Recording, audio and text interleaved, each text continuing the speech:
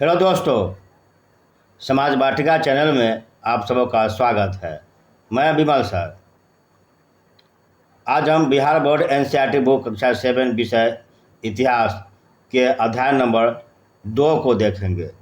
2 में है राजा और उनके राज्य।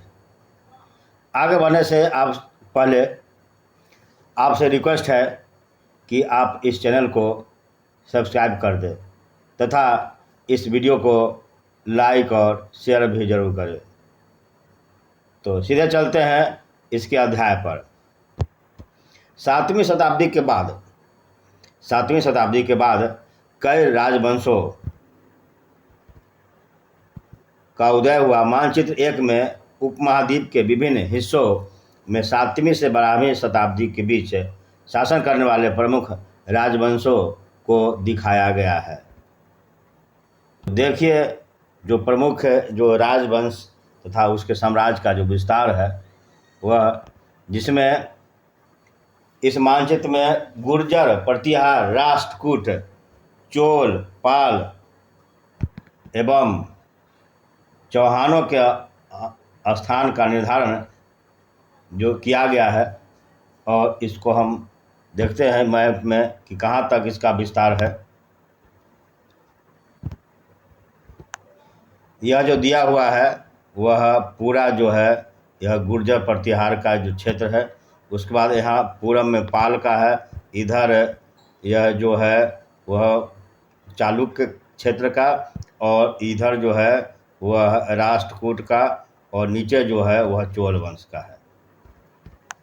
नीचे चोल वंश का दिया हुआ है।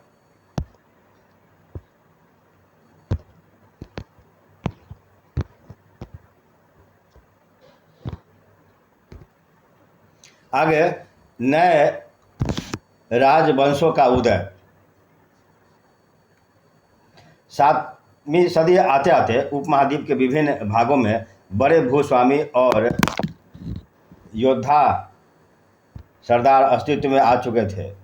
राजा लोग प्रायः उन्हें अपने मातहत यानी सामंत के रूप में मान्यता देते थे। उनसे उम्मीद की जाती थी कि वे राजा या स्वामी के लिए उपहार लाए, उनके दरबार में हाजिर लगाएं और उन्हें सैन्य सहायता प्रदान करें। अधिक सत्ता और संपदा हासिल करने के लिए सामंत अपने आप को महासामंत, महामंडलेश्वर यानी पूरे मंडल का महान स्वामी इत्यादि घोषित कर देते थे। कभी कभी वे अपने स्वामी के आधिपत्य से स्वतंत्र हो जाने का दावा भी करते थे।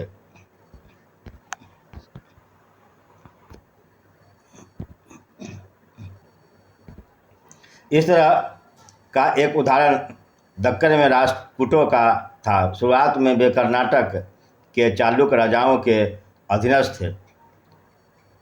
8वीं सदी के मध्य में एक राष्ट्रकूट प्रधान दंती दुर्ग ने अपने चालुक्य स्वामी की अधीनता से इनकार कर दिया, उसे हराया और हिरण्यगर्भ, शाब्दिक अर्थ है सोने का गर्भ, नामक एक अनुष्ठान किया। जब यह अनुष्ठान ब्राह्मणों की सहायता से संपन्न किया जाता था तो यह माना जाता था कि इससे याचक जन्मना क्षत्रिय न होते हुए भी क्षत्रिय के रूप में दोबारा क्षत्रित्व प्राप्त कर लेगा।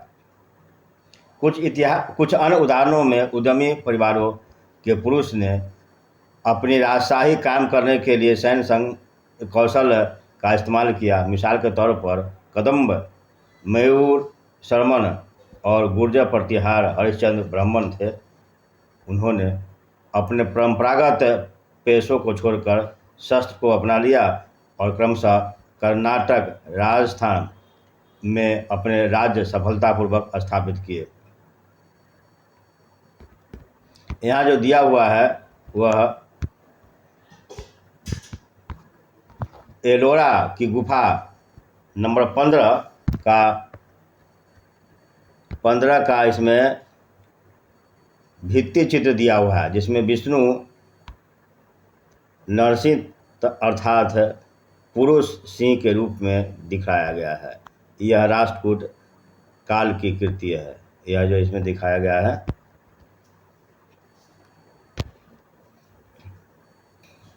क्या अपने विचार में उस दौर में एक शासक बनने के लिए क्षत्रिय के रूप में पैदा होना महत्वपूर्ण था? राज्यों में प्रशासन।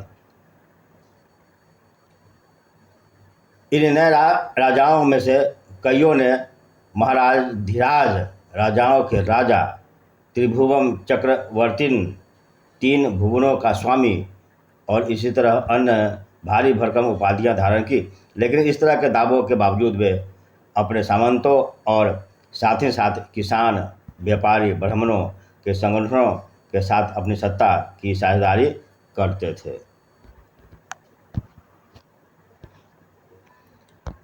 इन सभी राज्यों में उत्पादकों अर्थात किसानों, पशुपालकों, कारीगरों से संसाधन इकट्ठे किए जाते थे। उनको अक्सर अपने उत्पादों का एक हिस्सा त्यागने के लिए मनाया या बाध्य किया जाता था। कभी कभी इस हिस्से को लगान मानकर सुना जाता था, क्योंकि प्राप्त करने वाला भूस्वामी होने का दावा करता था। राजस्व व्यापारियों से भी लिया जाता था। 400 कर।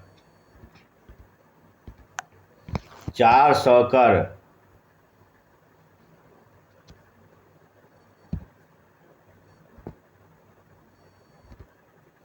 तमिलनाडु में शासन करने वाले चोल वंश के अभिलेखों में विभिन्न किस्म के करों के लिए 400 से ज़्यादा सूचक शब्द मिलते हैं। सबसे अधिक उल्लेखित कर है वेट्टी, जो नकद की बजाय जबरन श्रम के रूप में लिया जाता था, यानी जबरन श्रम या कदमाई, यानी कि भू राजस्व थे। मकान पर छाजन डालने पर लगने वाला कर, खजूर या तार के पेड़ पर चढ़ने के लिए सीढ़ी के इस्तेमाल पर लगने वाला कर, पारिवारिक संपत्ति का उत्तराधिकार हासिल करने के लिए लगने वाले कर इत्यादि का भी उल्लेख मिलता है।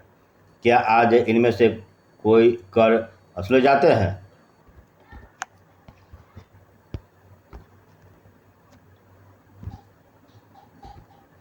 ये संसाधन राजा की व्यवस्था का वित्तीय आधार बनते थे। साथ ही मंदिरों और दुर्गों के निर्माण में भी इस्तेमाल होते थे। संसाधन उन युद्धों को लड़ने में भी इस्तेमाल होते थे जिनसे लूट की शक्ल में धन मिलने की तथा जमीन और व्यापारी मार्गों के प्रयोग की संभावनाएं बनती थी। राजस्व वसूली के लिए पदाधिकारियों की नियुक्ति सामान्यतः प्रभावशाली परिवारों के बीच से की जाती थी और प्रायः वंशानुगत होती थी। सेना में भी ऐसा ही होता था। कई बार राजा के निकट संबंधी ही इन ओहदों पर होते थे।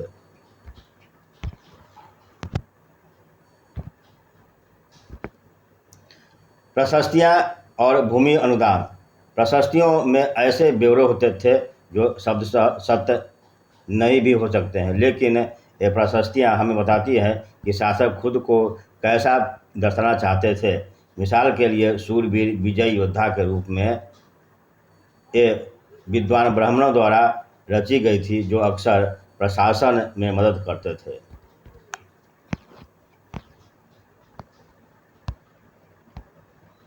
नागभट्ट की उपलब्धियाँ।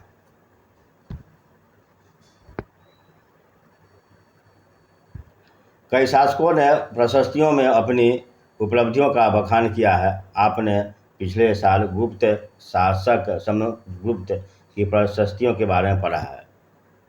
6 में आप लोग पढ़े होंगे। संस्कृत में लिखी गई ग्वालियर मध्य प्रदेश में पाई जाने वाले एक प्रशस्ति में प्रतिहार नरेश नागभट्ट के कामों का वर्णन इस प्रकार किया गया है। आंध्र, सैंधव, सिंध, विदर्भ महाराष्ट्र का एक हिस्सा और कलिंग उड़ीसा का एक हिस्सा के राजा उनके आगे तभी धराशायी हो गए जब वे राजकुमार थे। उन्होंने कन्नौज के शासक चक्र युद्ध को विजित किया। उन्होंने बंगाल का हिस्सा और नॉर्थ गुजरात का हिस्सा, मालवा मध्य प्रदेश का हिस्सा, किरात वनवासी, तुर्क, वत्स, मत्स्य, दोनों उत्तर भारत के राजाओं को पराजित किया। इन अभिलेखों में उल्लिखित इलाकों में से कुछ को मानचित्र 1 में ढूंढने की कोशिश करो। दूसरे राजाओं ने भी इस तरह के दावे किए थे। आपके विचार से इन दावे उन्होंने क्यों किए होंगे? आगे देखते हैं कि राजा लोग प्रायः ब्राह्मणों को भूमि अनुदान से पुरस्कृत करते थे। ये ताम्र पत्रों पर अभिलिखित होते थे जो भूमि पाने वालों को दिए जाते थे। यहाँ लिखा हुआ है, यह जो दिया हुआ है वह यानी चित्र में संस्कृत और तमिल में लिखा हुआ ताम्रपत्रों का एक संग्रह है, जिसमें 9वीं सदी का एक शासक के द्वारा दिए गए भूमि अनुदान का उल्लेख है। जिन कड़ियों से ये पत्र जुड़े हुए हैं उन पर राजसी मोहर लगी हुई है, जो यह बतलाने के लिए है कि यह प्रमाणिक दस्तावेज है। यहाँ जो देख रहे हैं वह एक प्रकार का प्रमाणिक दस्तावेज है और यह जो है ताम्रपत्र के रूप में है, जिसमें कुछ लिखा हुआ है। देख रहे हैं कि इसमें कुछ लिखा हुआ है। यह सब लिखा हुआ मिलता है, लिखा हुआ मिलता है। सभी पत्रों में पूरा लिखकर भरा हुआ है। तो यह उन राजाओं के बारे में या जिनको यह दिया हुआ है उनके बारे में इसमें लिखा होगा।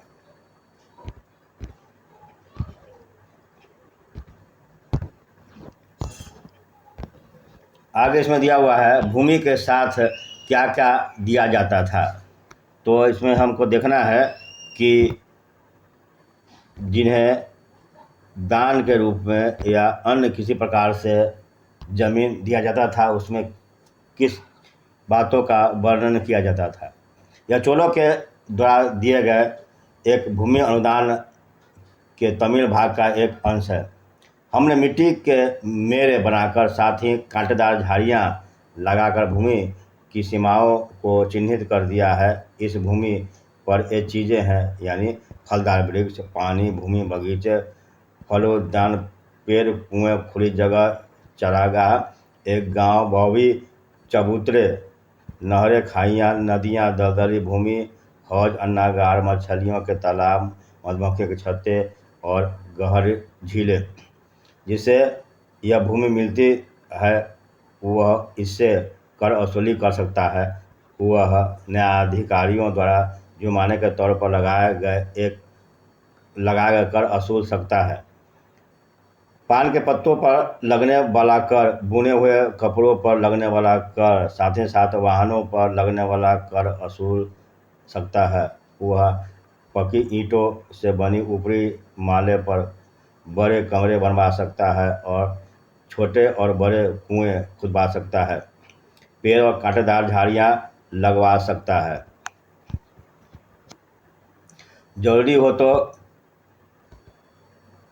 सिंचाई के लिए नहर बनवा सकता है। उसे यह सुनिश्चित करना चाहिए कि पानी बर्बाद न हो और तटबंधों का निर्माण हो। लेख में सिंचाई के जितने संभव स्रोत का उल्लेख है उनकी सूची बनाइए और विचार विमर्श कीजिए कि इनका कैसे इस्तेमाल होता होगा।